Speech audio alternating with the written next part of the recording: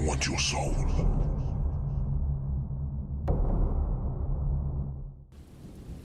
It's a crisp Thursday morning, the kind that hints at the edge of summer, with just enough warmth to make you forget about the winter past. Our private investigation office, a modest second-floor space above a bustling cafe on Magazine Street in New Orleans, is alive with the usual morning chaos.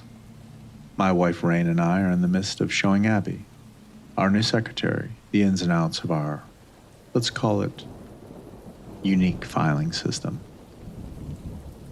Abby, a young woman with bright blue eyes and an infectious enthusiasm for detective work, nods vigorously, taking notes on her pad.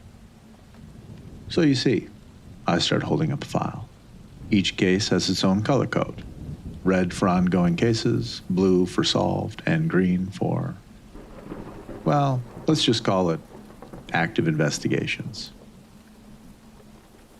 Abby nods, her eyes scanning the rainbow of folders on the desk. And the glitter stickers? She asks, pointing to a file adorned with sparkling unicorns.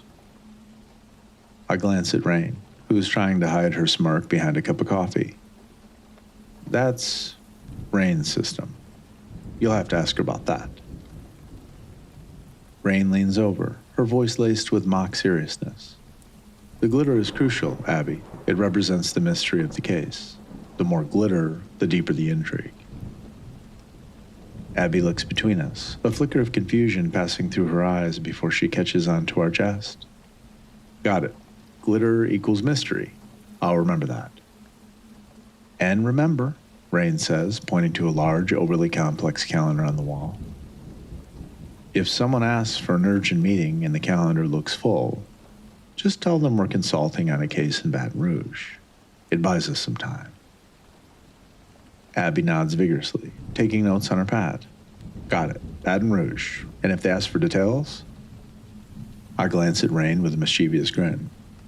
Then you say we're undercover, and it's a matter of national security. They rarely ask after that. Just as we're wrapping up our impromptu tutorial with Abby, there's a sudden sharp knock at the door, cutting through the relaxed atmosphere of the morning like a knife.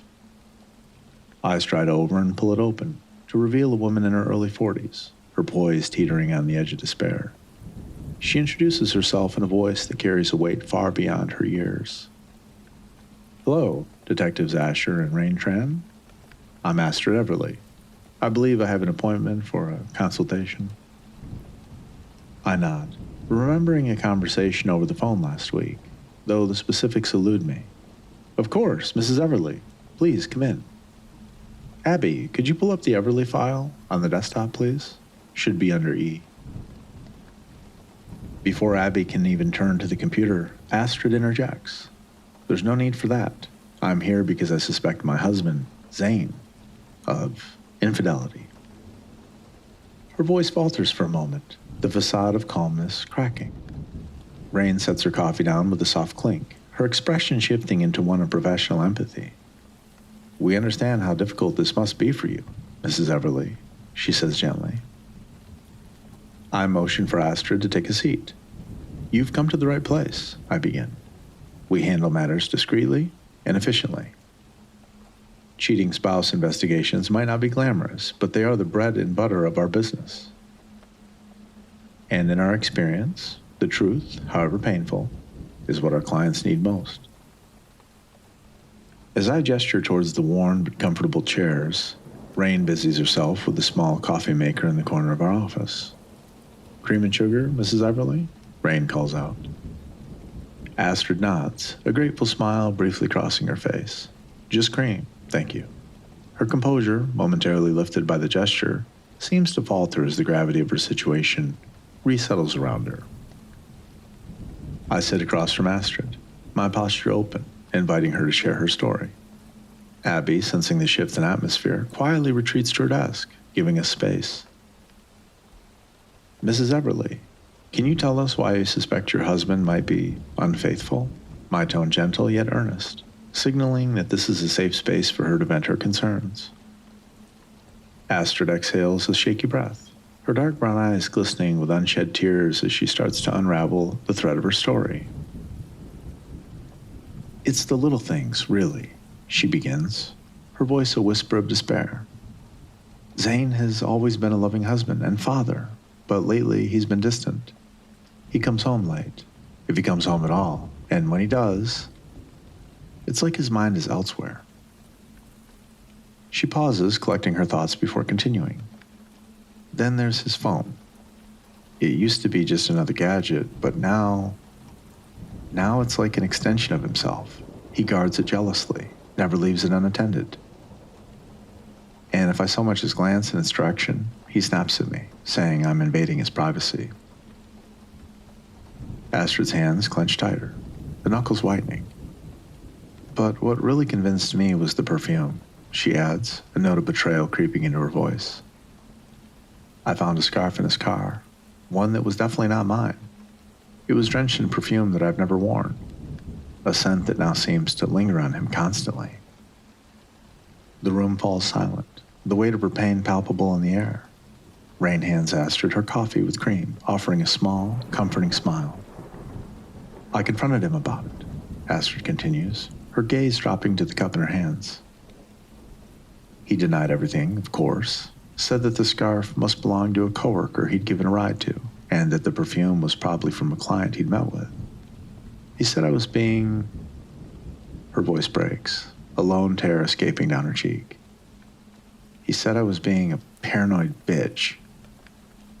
Rain and I are both shocked at Astrid's raw emotion, the harshness of the words used against her, clearly wounding deep. I reach for a box of tissues, sliding it across the desk towards her, while Rain's comforting hand finds its way to Astrid's shoulder, a silent gesture of support in this moment of vulnerability.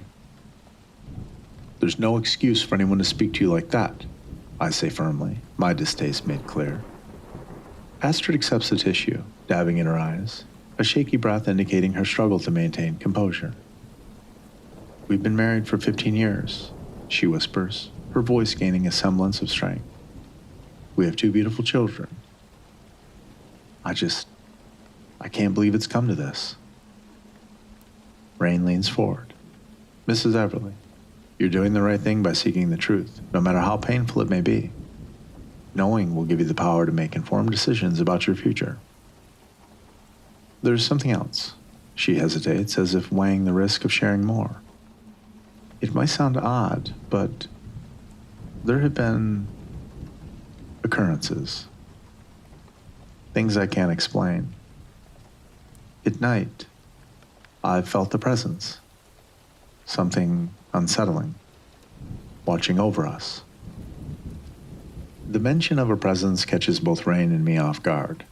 It's a departure from the infidelity case we thought we were dealing with, hinting at something deeper, perhaps even darker. You mean like a stalker? I asked. Astrid nods, unable to produce the words. Stalking is a very serious matter, Rain says, the detective in her surfacing with a palpable intensity. Are you sure about what you felt? Have there been any signs, any tangible evidence of someone physically stalking you or your family? Astrid looks uncertain for a moment, then nods, her resolve firming. At first, I thought it was stress. Then... She pauses, her hands trembling as she fishes her phone out of her purse. A few nights ago, she starts. The kids were at my sister's, and Zayn was out, as usual. She navigates through her phone with deliberate taps, opening an app connected to her home security system. I installed the Ring camera last month, just to feel a bit safer, you know? With a few more swipes, she turns the phone towards us, displaying a video captured by her Ring camera. The footage is grainy, typical of night mode recordings, but what it reveals sends a chill down my spine. It shows Astrid's front porch bathed in the eerie glow of the security light. Then, without warning, something darts across the screen. A blur of motion too rapid to decipher. It's there and then gone in the blink of an eye, leaving behind an unsettling afterimage that seems to hover in the night air. The motion is too swift, too large for any common animal, and there's an odd, almost deliberate evasion in the way it avoids the light, slipping into the shadows with an ease that suggests intelligence, or perhaps something more sinister. I thought it was just a stray animal at first, Astrid said. Her fingers started to shake slightly as she swiped to the next item on her phone. I found this the next morning. She then handed the phone over for us to see. The image that greeted us is deeply unsettling. A tangled mess of what appears to be intestines and long, straight black hair, left in a sickening pile on her doorstep. I've seen enough in Iraq to recognize the unmistakable look of human intestines. I didn't know what to do, Astrid continues, her voice shaking. Of course, Zayn dismissed it, said it was just something the cat dragged in. Astrid's face is pale. I had hoped it was some sick joke, maybe kids playing a twisted prank, but her voice then trailed off. My kids, she whispers, her voice fraught with fear. What if whatever did this comes back? What if they're not safe? Rain and I exchange a glance, both of us understanding the gravity of the situation. This isn't just a case of potential infidelity or even stalking. We're potentially looking at something far more dangerous. And this is the kind of case we live for. We'll take your case, Mrs. Everly, I say, my tone conveying not just our acceptance, but our commitment to seeing this through. We'll do everything in our power to get to the bottom of this, Rain says, echoing my resolve. Astrid's shoulders seem to drop ever so slightly at our words. It's clear she's been carrying this weight alone for too long. Thank you, detectives, she murmurs, her gratitude palpable. The sun is already high in the sky when we begin preparing to set up additional security measures around Astrid Everly's house. It's imperative that we work discreetly, ensuring that neither Zayn Everly nor the stalker notice our presence. With Astrid's kids safely away at school, and Zayn presumably engrossed in his daily routine, we have a narrow window to operate under the radar. Rain and I arrive in our nondescript SUV, our trunk filled with the latest in surveillance technology.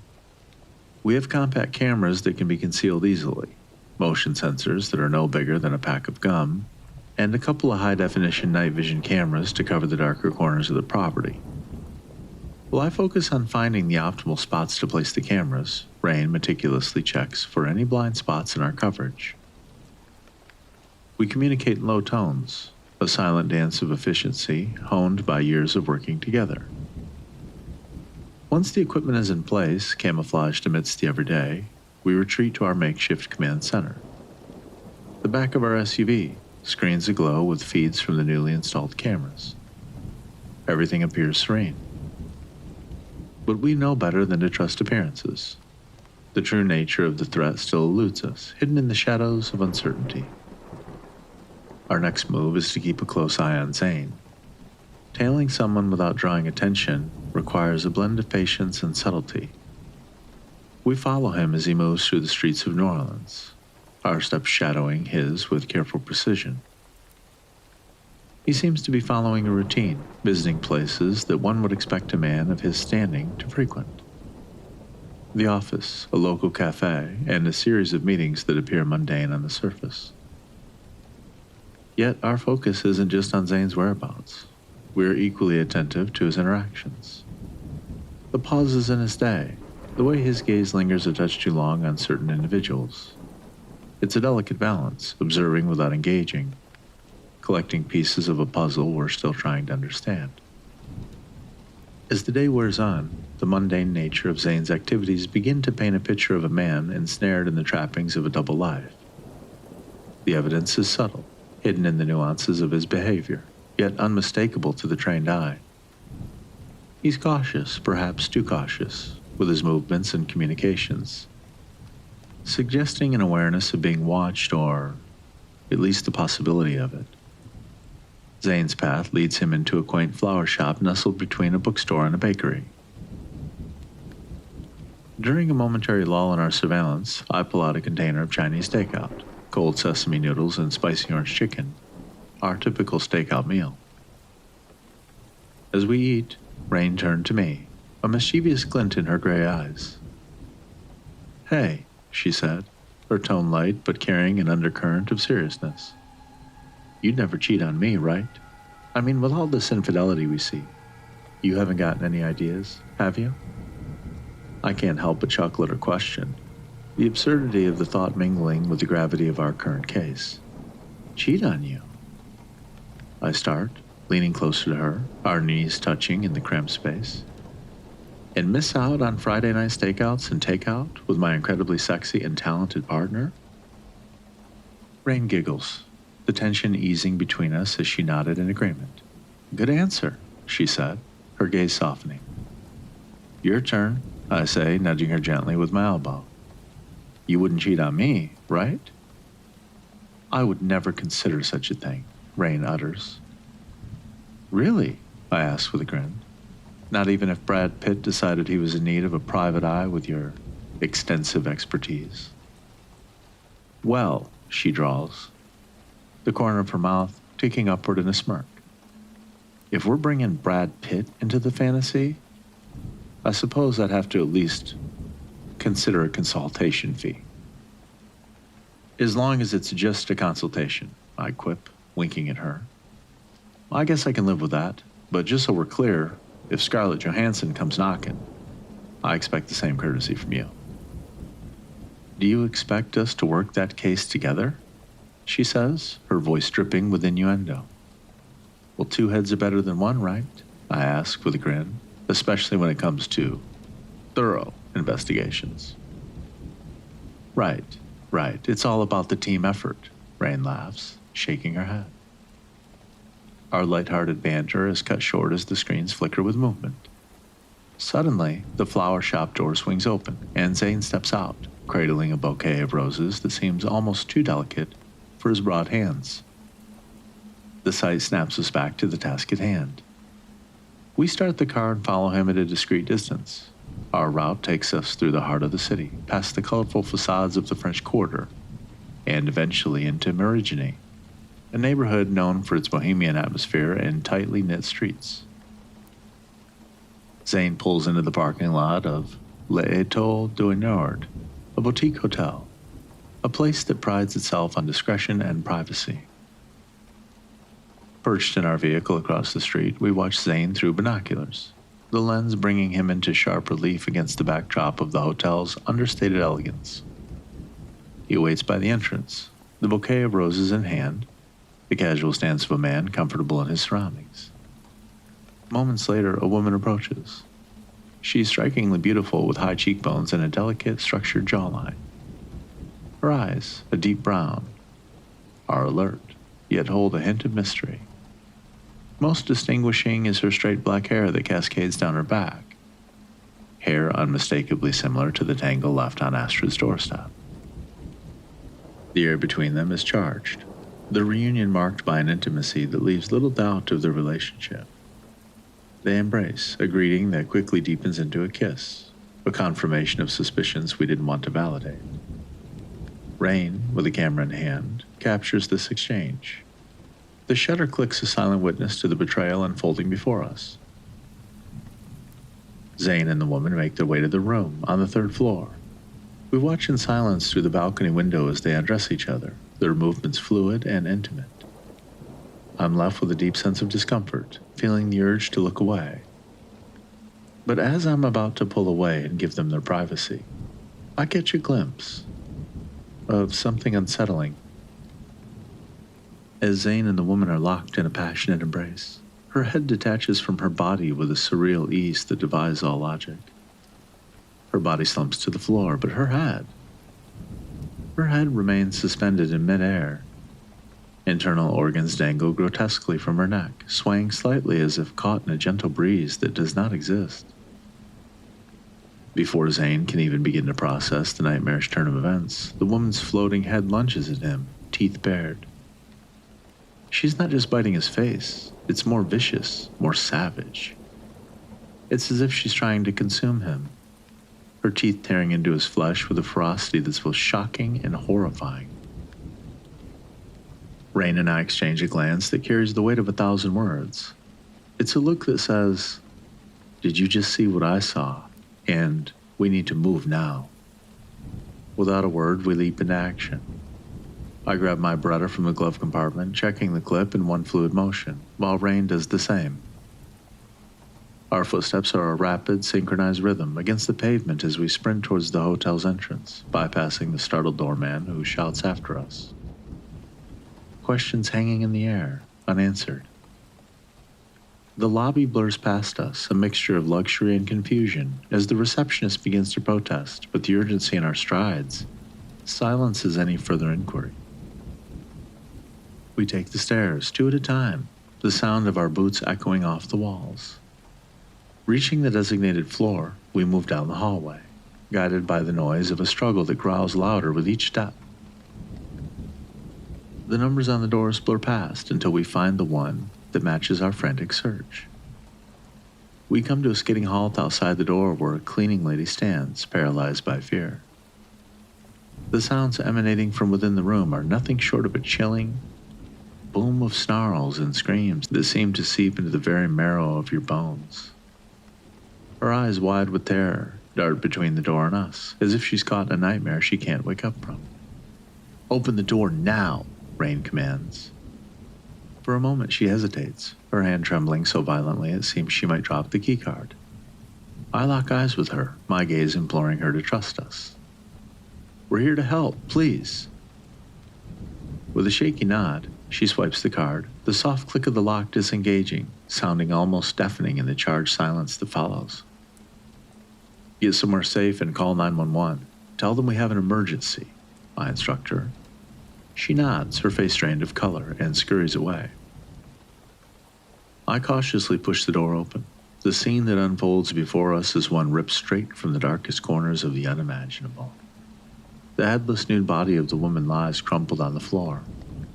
The room is drenched in the overpowering scent of an exotic perfume, the same one Astrid had described. A fragrance that now seems to cling to every surface, saturating the air with its cloying sweetness. But it's Zayn that captures our immediate attention. His back is turned to us, and from the neck down, he looks entirely normal. If one can consider any part of this situation to be so. But where his head should be, there's nothing recognizable as human. Instead, an undulating mass has taken its place, pulsing and writhing as if it's burrowing into his body, consuming him from the inside out.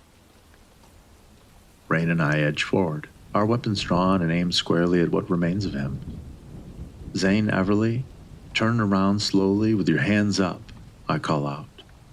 The words feel surreal, as if spoken by someone else. He responds, but not in the way we expect. The movement is unnatural, a series of jerks and spasms that suggest the thing wearing Zayn like a suit is unfamiliar with the body it's inhabiting. The parasitic mass where his head once was pulsates with a sickening rhythm, tendrils flailing, seeking, as if searching for a new host to infect. Eyes, if they can be called that, shimmer with a malevolent intelligence. "Holy shit," Rain mutters under her breath. My stomach turns, the scene defying logic and sanity. But it's not just the horror of Zayn's condition that heightens the tension. It's the realization that the body of the woman, the one that we had just seen, is not where it should be. The room, though chaotic, lacks her presence. "Rain, where's the—" My question cut short as a cold grip tightens around my waist. I whirl around, my heart pounding, to face the headless, nude body of the woman. Her grip is ironclad, her strength unnatural. In disbelief, I see the sinew and muscle of her neck twitch and pulse where her head should be. I try to level my pistol at the headless torso, aiming to neutralize the threat, but she's too fast, too strong. With an unexpected force, she twists my wrist painfully, causing my shot to go wide. The bullet meant to stop her punches a hole into the plush carpeting of the hotel room. Rain, quick as ever, tries to make a move to help me, but before she can get close, the amorphous head attached to Zayn's body detaches itself and launches in her direction. It's like something out of a nightmare, a living mass with tendrils that act almost with a mind of their own. As it flies through the air, the tendrils extend, reaching for Rain. It wraps his tendrils around her with a precision that betrays a malicious intent, disarming her in a single fluid movement. The gun clatters to the floor, a sound harsh against the eerie silence that envelopes the room. Rain struggles against the creature's grip, but the tendrils tighten, constricting like boa constrictors. They wind around her neck, her torso, squeezing with a strength that is both terrifying and otherworldly. Rain's face contorts with pain, her eyes meeting mine, a silent plea for help written in her gaze. "Rain!" I shout, desperation lacing my voice. My partner, my wife, the person I faced countless dangers with, is now inches away from death by this unimaginable foe. I yell at the creature, "Let her go!" For a fleeting second, the tension in the room ripples with uncertainty of the thing's response. Then, in a voice that is eerily calm and chillingly clear despite its formless source, the creature responds, "Stay out of my way. I won't warn you again." Then, abruptly, the entity's grip loosens around Rain and drops her. Rain's face flushed from the constriction, gasping for air. As the headless woman releases her vice-like grip on my forearm, I rush towards Rain as she stumbles back into my arms. I catch her, my relief palpable. We both regain our footing, keeping wary eyes on the creature. As we watch, stunned, the head slowly drifts back towards the woman's body, reattaching itself to her neck. The seams where flesh meets flesh, knit together, in a spectacle that's both horrifying and mesmerizing. Within moments, the transformation is complete, and the woman stands before us, her appearance as flawless and composed as when Zayn first greeted her outside the hotel. In the chaos of the moment, the entity undergoes yet another grotesque transformation. A pair of dark, leathery wings unfurl from her back with a sinister grace. They're massive, spanning the width of the room, knocking over furniture as if they're mere obstacles in its path. With a powerful flap, the woman launches herself towards the balcony, shattering the glass doors in her haste to escape. The night air rushes in, mixing with the stench of decay and the iron tang of blood, creating a maelstrom of senses that leaves us momentarily disoriented. We rush to the balcony, just in time to see the woman disappearing into the dark sky. Her flight is erratic, a sign of its newfound form, but she quickly gains altitude and vanishes into the night, leaving behind a trail of questions and a palpable sense of dread. We stare at the gaping hole where the balcony doors once were, the shattered glass glittering like ice under the moonlight. "What was that?" Rain whispers, her voice a mix of fear and awe. I shake my head, unable to formulate a rational explanation. "I don't know, but we need to move. Now." There's no time to waste. We need to act fast before the police arrive and questions start being asked. Questions we can't afford to answer. At least not yet. First, Rain slips on gloves and wipes down every surface we've touched, erasing our fingerprints from the glossy expanse of the door handle, the jagged edges of broken glass, and the sleek metal of the railing. As she does that, I focus on retrieving the casing and the bullet lodged in the floorboard. Using a pair of pliers, I carefully extract the still warm, deformed slugs. Next, we gather every shred of forensic evidence we can, working with the precision of surgeons. Every second counts, and as we hear the distant wail of police sirens drawing near, the urgency ratchets up. We collect the fragments of what was left behind by the creature, using tweezers to place each piece into small sealable bags. Rain quickly snaps photos of the crime scene, ensuring we have visual evidence of everything we've witnessed. I spot Zayn's phone discarded on a chair, the screen cracked but still glowing faintly. I snatch it up, knowing it could hold the key to understanding not just his infidelity, but possibly even the origins of the creature we just encountered. Slipping through the service entrance, we make our escape just as the police cruisers turn into the hotel driveway. The night swallows us whole, just another pair of shadows among many. The drive back to the office is a silent one, both of us lost in our thoughts, trying to process the night's events. The moment we step through the door of our office, Abby looks up from her desk, her face lighting up. but her smile fades when she sees the grim expressions on our faces. "Everything okay? You all look like you've both seen a ghost," Abby says, her concern evident as she takes in our disheveled appearances. Rain lets out a weary sigh. "Clear our schedule for the next few days. We've got a lot to sort through." I head to my desk and pick up the phone. I dial Astrid's number. She answers on the second ring, her voice tinged with apprehension. "Mrs. Everly, it's Ash. We need you to listen carefully." I begin, my words measured. "Something happened to Zayn." I explain in broad strokes the events at the hotel, carefully omitting the more horrifying details, though I make it clear that Zayn won't be coming home and that law enforcement will soon be in touch to provide her with more information. Astrid's reaction comes as a mixture of shock and a strange, resigned calmness. The line is silent for a moment after I finish speaking. The only sound is her steady breathing. I don't know what to say. "Is he..." Her voice then trailed off, unable to finish the question. "He's gone. I'm very sorry," I reply. There's a heaviness in my own voice. Astrid takes a deep breath, a faint tremble detectable in her sigh. "Okay, so what do we do next?" "Well, first things first, Mrs. Everly," I say, leaning back in my chair, my eyes tracing the grain of the wood on my desk as I gather my thoughts. "We're going to make sure you and the kids are safe. I recommend staying with someone you trust for the next few days, somewhere you feel secure. We'll handle everything from our end." I can hear the hesitation in her voice. "But what about you? What will you do?" "We're working on gathering as much evidence as we can, piecing together what had happened. We're going to do everything we can to get to the bottom of this." Her breath hitches slightly, and I can almost see her nodding on the other end of the line. "Okay, Detective Tran, I trust you.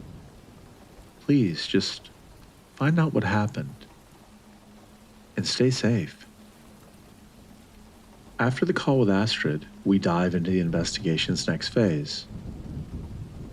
The key, we hope, lies with Zayn's phone. Cracked screen and all, it's potentially a window into the motives and means behind the horror we witnessed. The first hurdle, though, is gaining access to the device. With Zayn's status, asking him for the passcode or facial recognition is a non-starter for obvious reasons. That leaves us with the fingerprint sensor. It's a long shot, but it's all we have. We've lifted prints before, mostly from scenes less grisly than this, but the principle remains the same. With a bit of forensic delicacy, we managed to lift a clear thumbprint from the back of the phone. Zayn's, no doubt, considering the placement and the repeated pattern of smudges. Using a technique that's equal parts art and science, we transfer the print onto a thin layer of silicone. It's a bit of a MacGyver move, but desperation breeds innovation. Holding our breath, we press the silicone against the sensor. There's a tense moment, a heartbeat where nothing seems to happen, and then the phone unlocks, granting us access. The phone's home screen greets us, a clutter of apps and notifications that hint at the double life Zayn Everly had been living. As we sift through his messages and call logs, we stumble upon a series of texts between Zayn and a woman named Chantrea. The exchanges are a damning chronicle of their affair, sprinkled with explicit photos that leave nothing to the imagination. The intimacy and frequency of their communication suggest this wasn't just a fleeting encounter. It was an ongoing, sordid affair. Their texts suggest meetings that were carefully planned and executed with a level of secrecy you'd expect from someone with a lot to lose. They mention rendezvous at a place called Serenity Touch, a massage parlor that, based on the reviews of Google Maps, offered services far beyond the typical spa menu. Delving deeper into the exchanges between Zayn and Chantrea, we begin to notice a pattern of coded language peppered throughout their conversations. Phrases like extended session and private therapy recur, suggesting that their meetings involved more illicit activities. It became clear that Chantrea was likely a sex worker at Serenity Touch, the massage parlor doubling as a front for a brothel. Chantrea's messages to Zayn were laced with a mix of professional detachment and genuine emotion. It was evident she had developed feelings for him beyond their transactional relationship. She frequently inquired about his day, his thoughts, and more pointedly, his family. Zayn, for his part, navigated these questions with a calculated vagueness, sharing just enough to keep her engaged, but always stopping short of revealing too much. Among the flurry of texts, one conversation, in particular, catches our eye. A discussion that paints a clear picture of Zayn's reckless pursuit of thrill at the expense of others' feelings. In this exchange, Zayn suggests introducing another worker from the parlor, Seria, into their liaisons. His message is cavalier, treating the proposition as nothing more than a novel adventure to spice up their encounters. However, Chantrea's response is anything but enthusiastic. She reacts with a mix of hurt and indignation to the proposal. She accuses Zayn of diminishing what they had. Her threat to end the relationship over this is clear and unmistakable, leaving no room for misunderstanding. The revelation of this discord adds another layer to the already complex narrative. Zayn, in an attempt to mend fences and perhaps soothe his guilt, resorts to a classic, albeit cliché, gesture, a bouquet of roses. His subsequent visit to the quaint flower shop, as captured by our surveillance, now takes on a new significance. It was an attempt at reconciliation, a plea for forgiveness wrapped in the delicate petals of flowers. The key to unraveling this tangled web, we decide, is Seria. She's the missing link, a potential treasure trove of information on Chantrea, and possibly even insights into the otherworldly horror we encountered. But how do you approach a sex worker in a brothel fronting massage parlor without alerting the entire operation? Or worse, scaring her off? Badges and warrants aren't tools in our kit. We need finesse, subtlety, and a bit of creativity.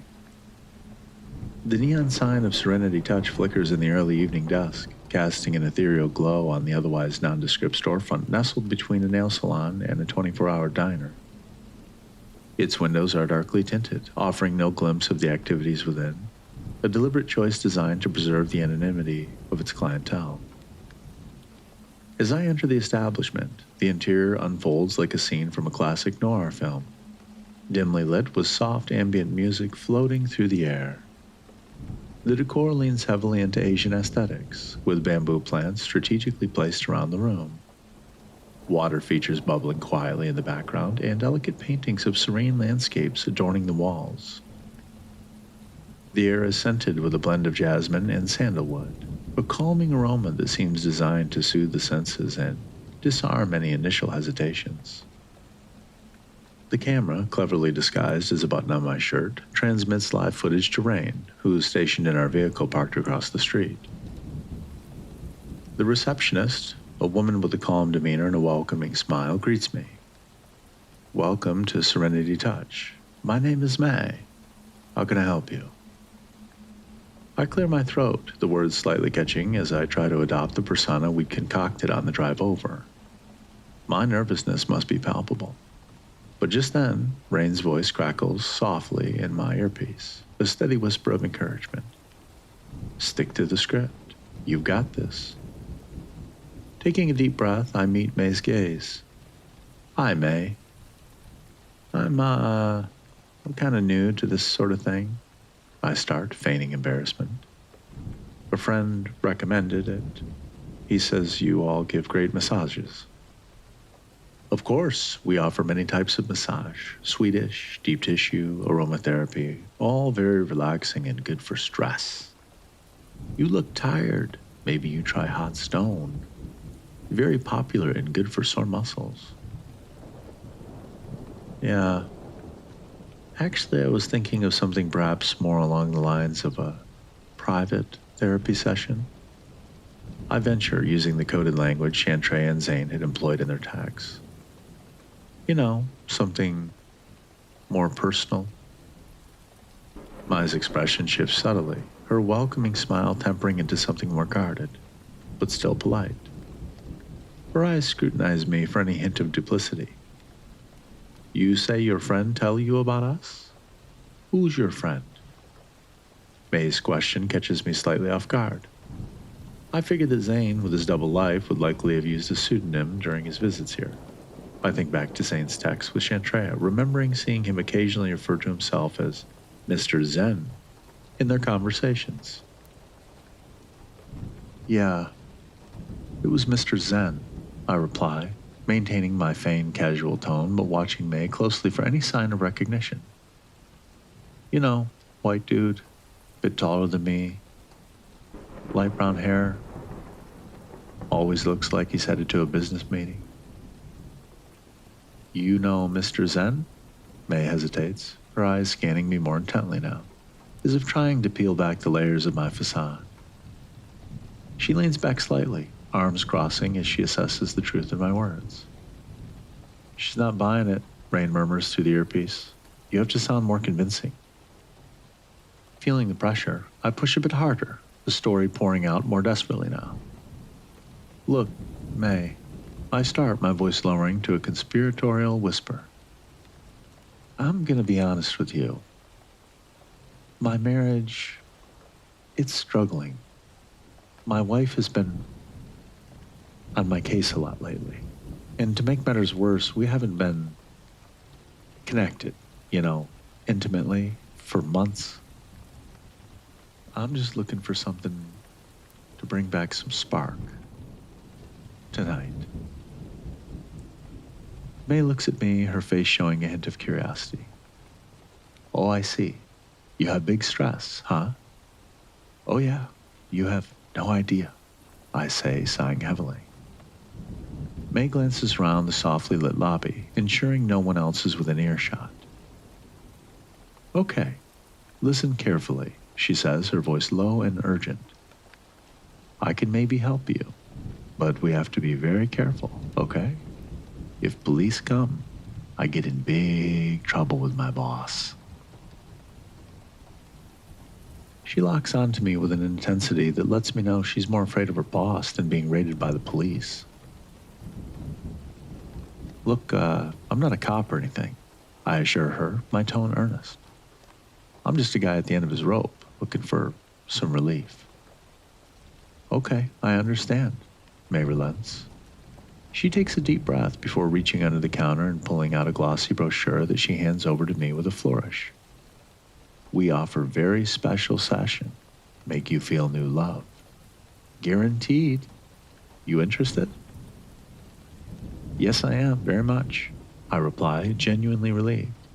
Thank you. I then follow May to a waiting room that is small and tastefully decorated, with a single plush chair and a small table adorned with magazines and a vase of fresh flowers. She then gestures to the chair. You take time, no rush, she tells me. Each girl very skilled. You choose and then tell me. I make special arrangement for you. Opening the brochure, I find myself looking at a series of suggestive yet tasteful photos of masseuses, each accompanied by a name and a brief description of their specialties. They all appear to be of Southeast Asian descent. As we flip through, I can't help but feel a pang of guilt, knowing that some of these women might not be here by choice. As I continue flipping through the brochure, Rain's voice comes through the earpiece, her tone sharp.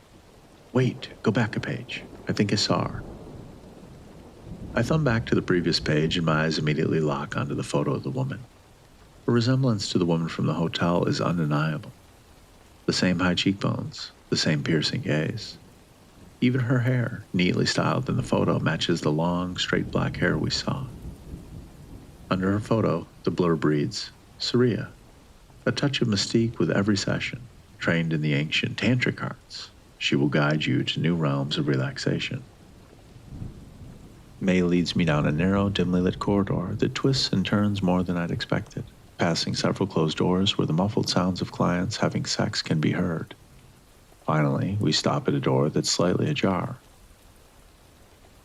May pushes it open, revealing a small room lit by soft golden light that casts long shadows across the spare furnishings. The room is dominated by a large massage pad, draped in crisp white linens and surrounded by candles that emit a soothing lavender scent. The air is warmer here, heavy with the scent of essential oils that mingle with the faint aroma of incense. May gestures towards the massage bed with a small bow of her hat. You undress, please. Seria, she join you soon, okay? You relax first. As I nod in understanding, May pulls a thick curtain across the doorway, enhancing the room's privacy before she exits. The sound of her footsteps fades quickly, leaving behind a silence that feels both serene and charged with anticipation. After a short wait that felt longer due to the anticipation, the door curtain rustles slightly, and Seria enters the room. Her presence commands immediate attention. She wears a silk robe that clings delicately to her form, leaving very little to the imagination.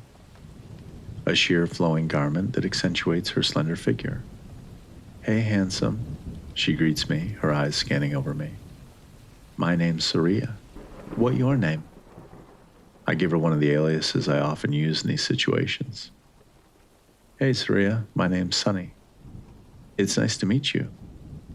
Sunny, why your clothes still on? She asks, her expression one of playful admonishment as she pouts seductively. Massage cannot start until you take off. Hey, actually, I was hoping we could talk for a bit, I say uncomfortably. She tilts her head slightly. Talk? Okay, we can talk later, but first, you shower. Make you feel more relaxed, yes? Seria's hand is gentle yet firm as she takes my arm, guiding me towards a glass-enclosed shower at the corner of the room.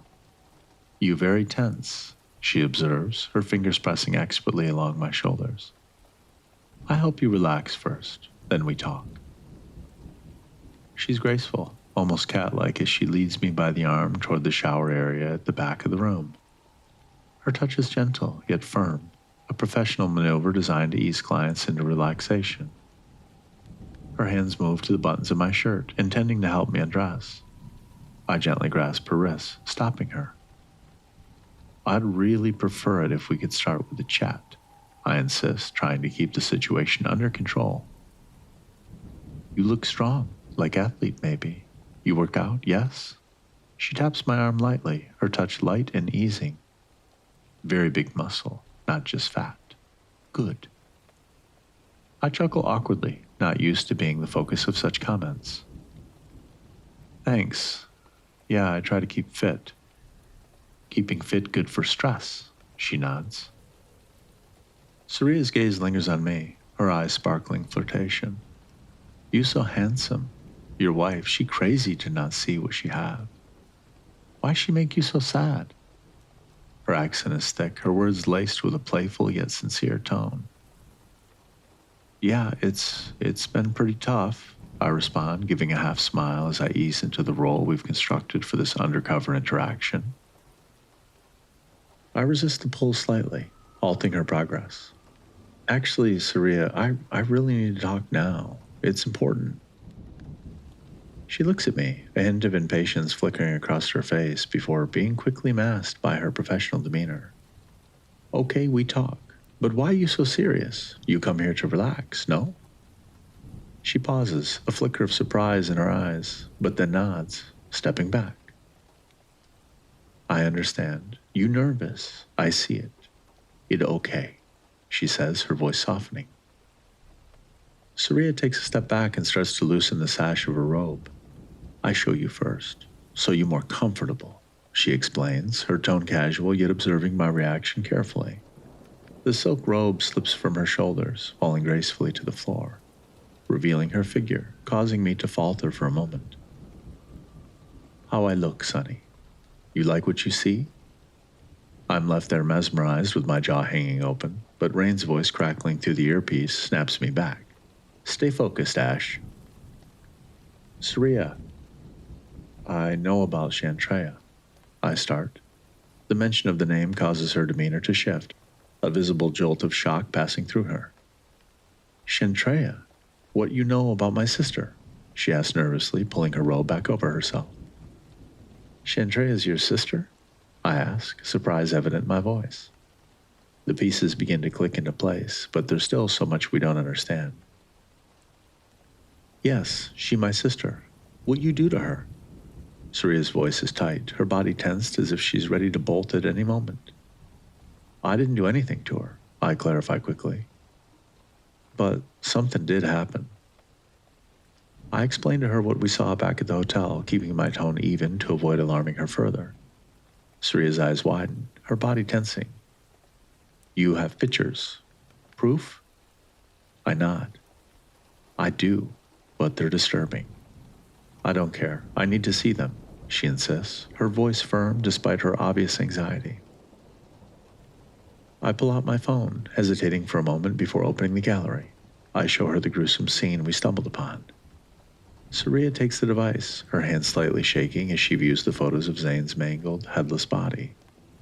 Her face went pale at the sight of the chaos and carnage.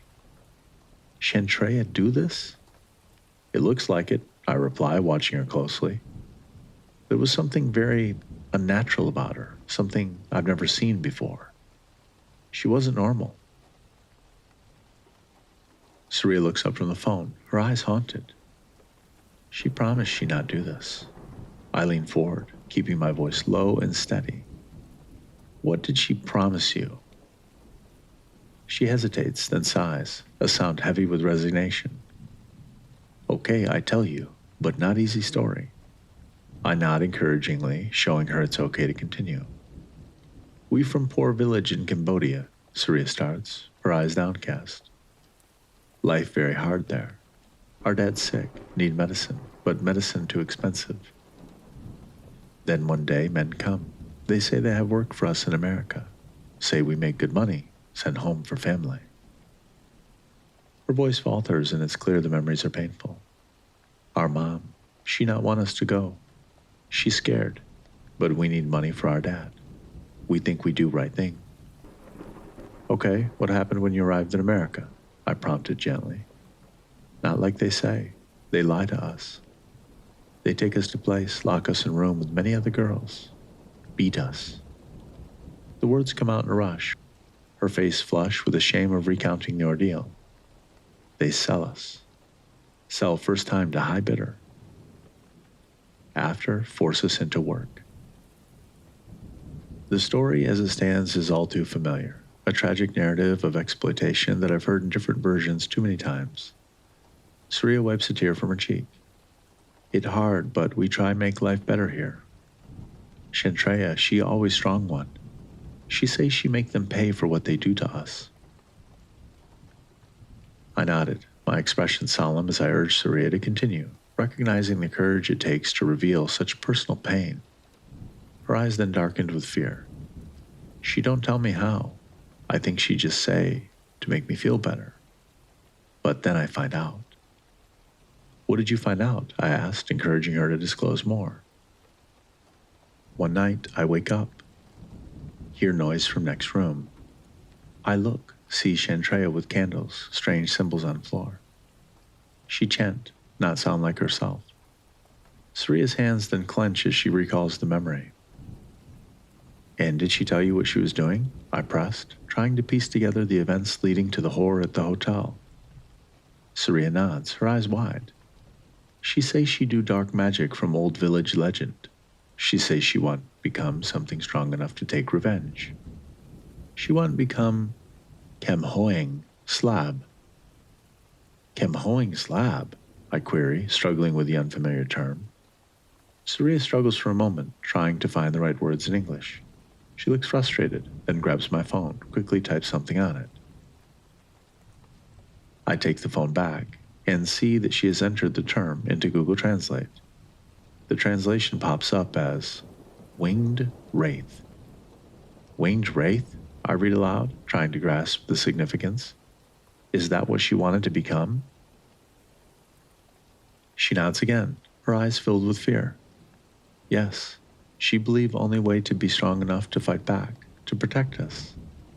I ask her to stop. I make her promise to stop. I paused, taking it all in. This was no ordinary case of trafficking or revenge. It was something far darker and more complex. I need you to trust me, I tell Seria, keeping my tone gentle. I just want to help you and Chantrea. Seria bites her lip, her eyes darting around the dimly lit room, fear evident in her gaze. Don't let you hurt her. Her voice cracks, the strain of loyalty and fear mixing palpably in the air. I just want to make sure no one else gets hurt, including Chantrea. Anything you tell us will be used to help her, not harm her, I assure her, hoping to ease her worries. What you want to know, she asks. I need to know where she might go next. Who is she targeting? She hesitates. My sister, she says she find the big boss, the one who'll make us come here. She pauses, her voice barely a whisper. She think to make him pay hardest, make him example. The big boss? I probe, my mind racing with the implications. Do you know who he is? She nods reluctantly, her eyes darting towards the door as if expecting it to burst open at any moment. His name Jimmy Inthavong. She say he worst one. Jimmy Inthavong, I repeat, recognizing the name immediately. He's the head of the Blue Lotus, a mid-tier criminal organization that's been on the radar for everything from illegal gambling rings to murders for hire. On the streets, he's known as the Shrike, because much like the bird, he has a penchant for impaling those who cross him on sharp objects as a warning to others. Do you know where she might find him? Seria shakes her head, her fingers twisting a strand of her hair nervously. No exact, but she talk about a place. A warehouse. Where they keep us when first come. A warehouse could mean any number of locations in the city. Do you know where this warehouse is? I ask, hoping for a lead. Seria shrugs.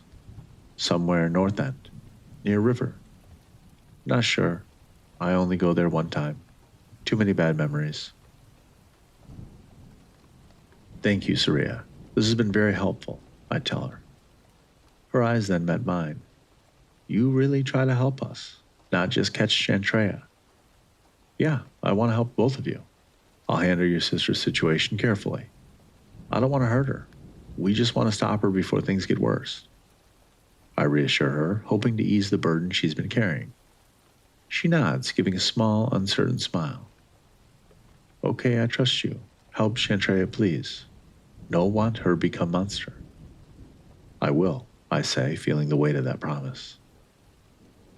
Rain and I spend the next several hours piecing together the clues Seria provided, cross-referencing everything from old case files to city planning records. We work well into the night, our office bathed in the soft glow of computer screens and the occasional flicker of streetlights from the window. We start by pulling up all known addresses connected to Jimmy and the Blue Lotus. We sift through heaps of digital breadcrumbs, ranging from property records to anonymous tips that had come in over the years. Each piece adds to the mosaic of the Shrike's operations, but fails to pinpoint the current location. Feeling a bit stumped, we decide to revisit the basics. We review hours of CCTV footage from cameras around suspected Lotus properties, looking for any unusual activity that might indicate the location of the warehouse Seria mentioned. It's tedious work, but it pays off. Around 2 a.m., Rain catches a break. She notices a pattern of vehicles that seem to frequent a large, nondescript warehouse on the northern edge of the city, near the industrial canal. The area is mostly abandoned, filled with rundown buildings that scream perfect hideout. It's a place we've checked before, but not deeply enough. That's got to be it, Rain says, pointing at the screen. Look at the traffic there. It's subtle but consistent, and always at odd hours. We cross-reference the property with recent purchases and leases, finally finding a match through a shell company known to be a front for Inventory. It's not concrete proof, but it's enough to go on. With the location pinned down, we prepare what might be the most dangerous part of our investigation. Rain calls in a few favors from contacts who keep the police off our trail for a while. We don't need the added complication of explaining why we're there or what we're dealing with. Secrecy and speed are paramount. We load up on equipment more than usual. We're not taking any chances. The arsenal in our trunk would make a small militia envious. We've got AR-15s, tactical vests, studded with extra magazines, and a couple of Glock 19s with suppressors. Everything's laid out in the back of our SUV like a dealer's display at a gun show. We meticulously rig improvised explosive devices, packing them into little sacks filled with sage and garlic. Rain says they're good for warding off evil spirits according to Cajun myth. I'm skeptical, but I've seen enough tonight to entertain many possibilities. The drive to the warehouse is tense. We go over the plan repeatedly. Infiltrate quietly and get to Chantrea before something regrettable happens. When we arrive, the place is more eerily quiet than expected.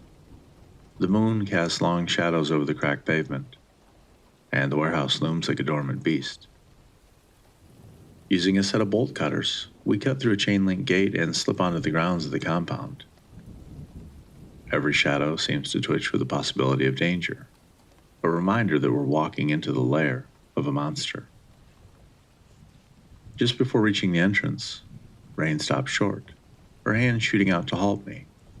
She points to something in the shadows. My eyes follow her gesture and my stomach tightens as I discern what's there. A body lies crumpled against the wall.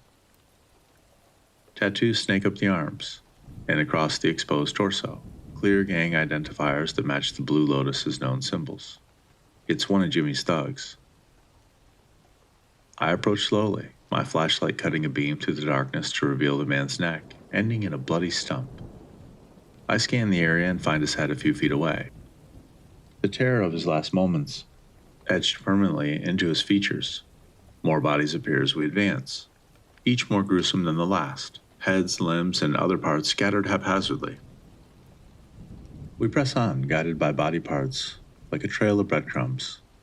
The ground beneath our feet crunches with the occasional bone fragment as we move towards the warehouse, its large doors torn off their hinges. As we close in on the warehouse, the atmosphere is punctuated by the sound of screams and sporadic gunfire. Inside, the air is thick with the smell of gunpowder and ground streaked in blood. As we cautiously step through the threshold, the interior unfolds into a scene from a nightmare. Chantrea, fully transformed, moves through the shadows with a terrifying grace. Her form is grotesque and magnificent, a malevolent blend of her human self and something far darker. Long leathery wings protrude from her back, and her limbs have elongated, ending in talons that rend through flesh and bone with ease. Her eyes glow with a feral, otherworldly light. Jimmy's men lie scattered in disarray, some still twitching in their final moments. Chantrea cuts through them with deadly precision, her movements neither hurried nor slow, but inevitable. Their screams are interrupted by the wet sounds of tearing flesh and Chantrea's haunting wails. At the far end of the warehouse, cowering behind a makeshift barricade of crates and barrels, is the Shrike. The gang leader's usual composure has dissolved into panic. He shouts orders that go unheeded, his men too scattered and frightened to mount any effective defense. We're powerless to do anything except find shelter behind an overturned table and bear witness to the unfolding carnage. As Chantrea advances towards him, Jimmy pulls out his Desert Eagle, his hand shaking as he fires desperately. The bullets cut through the air, but Chantrea dodges them effortlessly. She weaves through the air, her wings beating with a heavy, ominous thud that resonates through the property. As the last of his pistol rounds click empty, Shrike's false bravado crumples with raw desperation. "Wait, please, look, I got $250,000 in that safe right there," he pleads, his voice breaking as he points frantically towards a heavy iron safe in the corner. "It's all yours, girl. Just let me go, all right?" Chantrea pauses for a moment, her head tilting slightly, as if amused by Jimmy's pathetic attempt at bargaining for his life. There's a mocking glint in her glowing eyes, and the faintest hint of a smile curls the corner of her mouth. It's a sinister, unsettling gesture that chills the air between them. With a swift, horrifying grace, she lunges forward, her arms wrapping around Jimmy in a grotesque embrace. The sickening sound of tearing flesh and snapping bones echo through my ears. Shrike's body torn in half, right down the center, his body splitting with sickening ease as if made of clay rather than bone and sinew. Blood spatters in an arc, painting a gruesome picture on the concrete floor. As Chantrea's rage finds its terrifying crescendo, she tosses the two halves of his body in opposite directions, with the indifference of a child discarding a broken toy. The right half flies through the air, trailing a ribbon of entrails and blood, before slamming into a large shelving unit near us. The impact is thunderous, reverberating through the vast warehouse. It sends the heavy shelving teetering dangerously. We barely have time to react. The shelving unit, overloaded with crates and metal tools, groans ominously, threatening to collapse. Rain grabs my arm, pulling me back just as the structure gives way, crashing down where we crouched moments ago. Dust and debris fill the air, the crash masking our frantic movements as we scramble for new cover. Our sudden, desperate dash does not go unnoticed. The disturbance catches Chantrea's attention, her head swiveling towards us with unnerving speed. As the dust settles, we find ourselves barely a dozen yards from her, our position dangerously exposed. Chantrea's eyes, glowing fiercely in the dim warehouse light, fixate on us with a predatory intensity. Realizing the futility of standing our ground, I grab Rain's hand, squeezing it tightly. "Run!" I shout. Rain and I sprint, our breaths ragged, dodging between stacks of crates and abandoned machinery. The vast, shadowy expanse of the warehouse seems to stretch on indefinitely, a labyrinth of dangers. Chantrea's monstrous silhouette cuts through the darkness, an avenging spirit too swift, too enraged to evade. Behind us, Chantrea's wings flap ominously, the air hissing as she slices through it. I glance back just in time to see her launching herself into the air. As we run, I reach into my pocket, fingers wrapping around one of the homemade IEDs I'd packed. There's a simple concoction, a mix of garlic powder and sage, stuffed into a small canister. Without slowing down, I yank the pin and lob the makeshift grenade back over my shoulder. It arcs through the air, trailing a faint white smoke. It lands near Chantrea, exploding in a cloud of pungent garlic and burning sage. The burst isn't lethal, but the payload stuns her, her sensitive senses overwhelmed by the intensity of the smells. The cloud of smoke provides a temporary screen, obscuring her vision and giving us precious seconds. The sounds of Chantrea's rage-filled roars filled the warehouse. As the winged wraith launches into the air, her head detaches with a surreal fluidity, soaring ahead of her body like a scout. Her body, still terrifying in its headless state, propels forward, fueled by dark energy and rage. The detached head flies directly towards us with its eyes glowing a sinister red, a beacon of malice in the dim warehouse. As Chantrea's head zooms towards us like some twisted missile, I pivot on my heel, AF-15 shouldered in one smooth motion. I squeeze the trigger, sending a volley of bullets stitching through the air toward the disembodied head. But Chantrea is unnaturally agile. She dodges with a nightmarish grace, my bullets slicing only through the stale air. Rain, beside me, has her Glock drawn, firing several shots. The head veers off at the last second, avoiding the shots with a mocking ease that sends a chill down my spine. "God damn it!" I curse under my breath, ducking behind a rusted forklift as Chantrea's body follows the path of her flying head, moving with a speed that feels like a blur. We're almost at the door of the warehouse when I hear it, a scream that cuts through the chaos with chilling clarity. It's Rain. My heart slams against my chest as I whip around, my worst fears materializing before my eyes. Chantrea's monstrous head has its elongated tongue wrapped tightly around Rain's ankles. She lifts her effortlessly into the air, dangling her like a puppet, her body swaying with every unnerving twitch of Chantrea's tongue.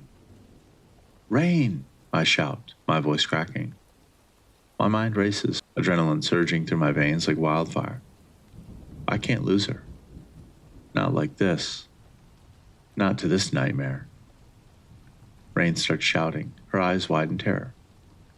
Before I can react, Chantrea's headless body closes the gap between us with horrifying speed. My weapon is knocked aside with a swipe of her talon-like hand, and I'm thrust against the wall, her ungodly strength pinning me effortlessly. The cold, hard concrete presses into my back as her talons dig into the wall beside my head. "Chantrea, please wait," I choke out. Her talons pause, inches from my face, her headless body tilting as if puzzled. Why wait? Her voice comes from the disembodied head floating nearby. Your sister sent us, I shout, hoping the mention of her sister would pierce through her rage. She asked us to find you, to help you. The effect is immediate. The air around us shifts as if charged with a sudden current. Chantrea's body stiffens, and her head, floating eerily beside her, regards me with newfound wariness. Seria send you? Her distorted voice carries a clear note of surprise. Yes, I confirm, my breathing heaving. She's worried about you. Chantrea's head floats closer, her eyes glowing less fiercely now, examining me with an intensity that feels like it could peel back my soul. She really say that? Yes, she told us everything, about the terrible things Jimmy did to you. She told us about the rituals you performed. She loves you, Chantrea. She doesn't want to lose you. They heard us, heard many girls, she declares. Rain, still dangling from Chantrea's grasp, adds her voice, her tone strained yet soothing. Chantrea, listen. We're not here to stop you from making them pay. We're here to make sure you don't lose yourself in the process. Chantrea's head floats there, the glow in her eyes softening, the supernatural aura around her wavering, as if caught in a dilemma. The talons near my face retract slightly, loosening their grip on the wall. Her headless body turns slightly, the posture less aggressive now. Why should I trust you? Her voice, disembodied and echoing, sounds less menacing and more curious. You can trust us because we understand the pain and betrayal you've been through. We work to protect people, to help them, I explain, trying to bridge the gap of distrust. You police? She asks, her voice a bizarre blend of ethereal and guttural sounds. No, we're investigators, private ones, I explain, my tone calm and direct. Astrid Everly hired us. She was worried about her husband, Zayn. I carefully watch her, trying to gauge her reaction. I can tell she's taken aback by this revelation. I no one hurt him, just scare him, she explains. Feel bad for wife, kids. Chantrea's talons withdraw completely from the wall, letting me slide onto the ground. She gently sets Rain down, who rushes over to me, her hands immediately checking for injuries. Her head, still detached, moves with a purposeful glide through the air, swooping down to where Jimmy had pointed out the safe. With surprising gentleness, her head picks up the heavy metal box as if it weighs nothing, floating back to where her body stands near us, dropping it at her feet.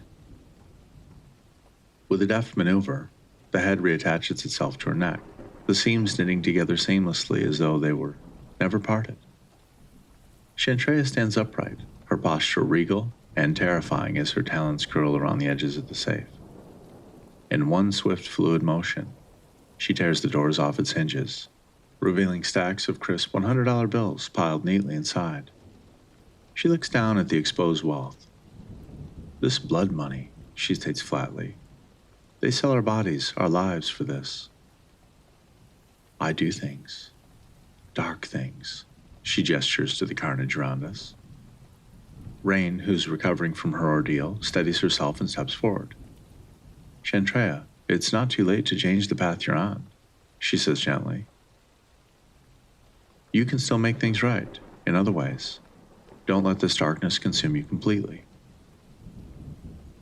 Seria, she can no see me like this.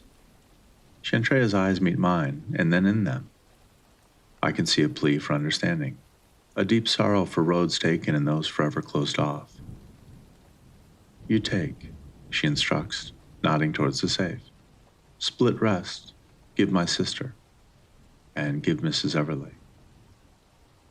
They deserve better than what life give.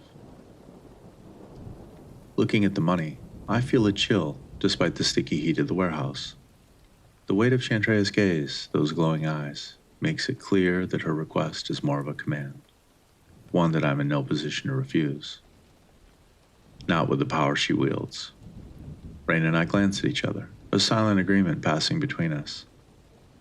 Well, we'll make sure it gets to them, I finally say, my voice steady but my mind racing.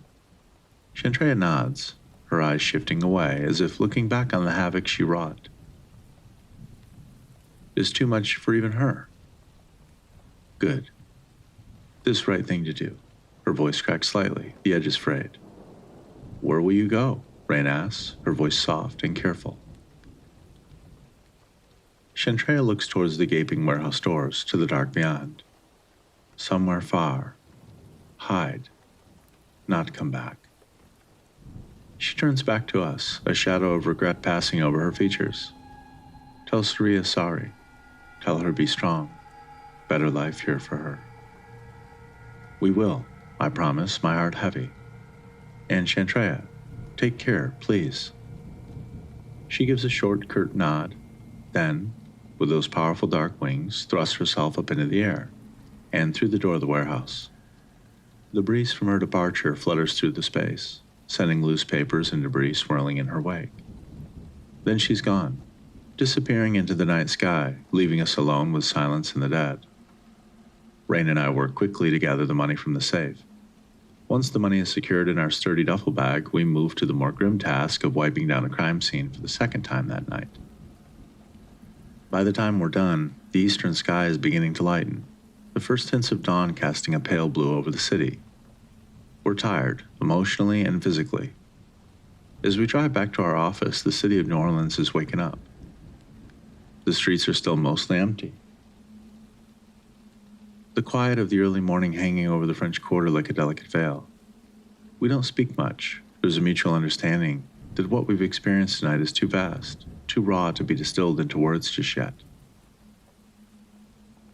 Back at the office, Abby greets us with a puzzled look, taking in our wary faces and the dirt and grime that coats our clothes. Rough night? She asks, concerned. Yeah, something like that, Rain replies, managing a tired smile. We'll fill you in later, I add. We assure her everything is handled, then retreat to our private office to decompress. Rain sits across from me, her fingers drumming on the desk. What are we going to tell Astrid about her husband? And the money? Well, we'll tell her the truth about Zayn. As for the money, we tell her it's a restitution of sorts. It doesn't replace her husband, but it's something to help her rebuild. And Seria? Rain asks, her gaze steady. We set her up with her share, make sure she's safe and can start anew. I lean back, feeling the exhaustion of the night washing over me. Rain nods, her hand reaching across the desk to squeeze mine. We did good tonight, Ash.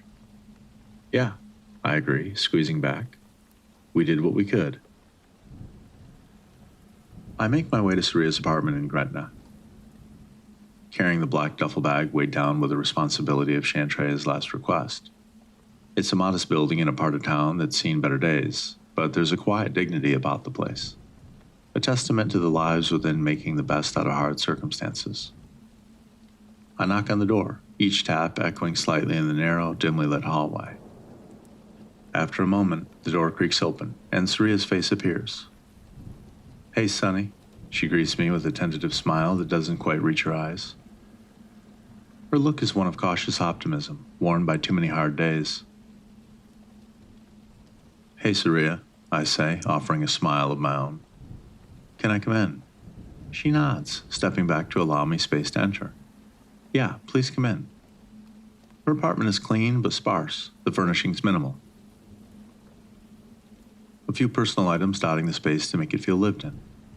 She gestures to a small table with a couple of chairs. You want sit? I nod and place the duffel bag on the table, its contents shifting with a soft rustle.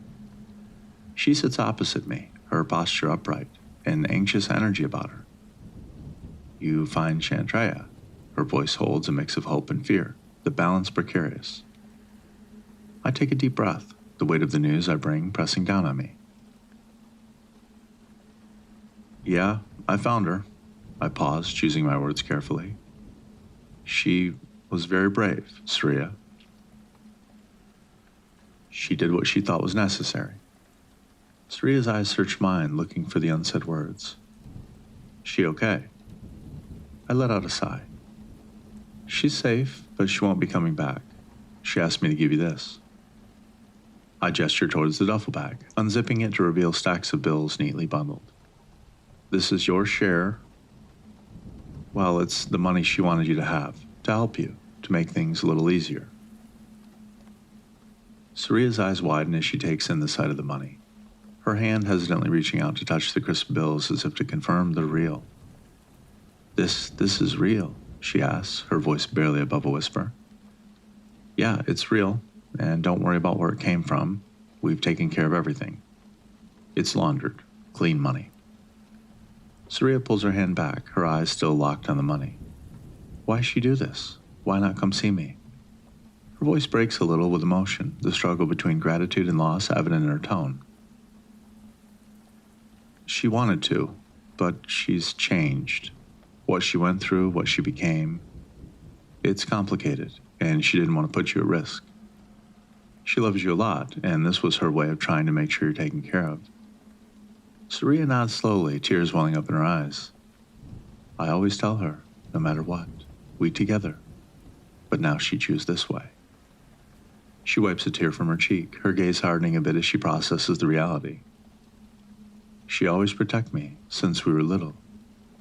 Always. And she's still trying to protect you in her own way now, I say, offering a reassuring smile. Seria looks down, fingers tracing the edge of the table before she meets my eyes again. And what about you? I don't know how to repay you. Just take care of yourself and use the money to make a good life here. That's good enough for me, I say, standing up to leave. And if you ever need anything, you have my number. I then hand her my card. Seria's fingers lightly grasp my arm as I turn to leave, her touch gentle yet firm enough to pause my steps. She leans close and looks up at me, her eyes glistening with unshed tears. There's a brief moment where her lips hover near mine, the space charged with unspoken words.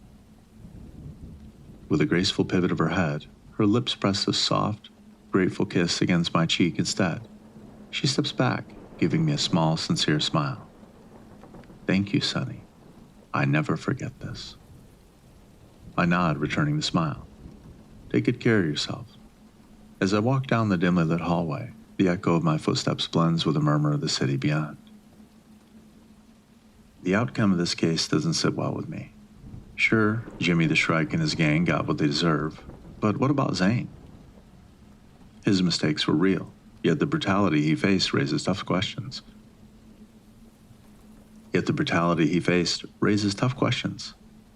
And his family? They didn't deserve the fallout. Then there's Chantrea and Seria, caught in an endless cycle of suffering. Chantrea's transformation into something fearsome, a response to her deep wounds, and Seria, left to rebuild alone. It's all shades of gray, and none of it feels quite right. I still keep a casual eye out for any news on Chantrea. You could say it's part professional habit, part genuine concern for what has become of her. Every so often, stories pop up on true crime forums that catch my attention. Unsavory characters found dismembered in the darker corners of the city. Always accompanied by accounts of a flying demon woman with a detachable head. Whatever Chantrea became, whatever darkness she embraced or was thrust upon her, it's still out there,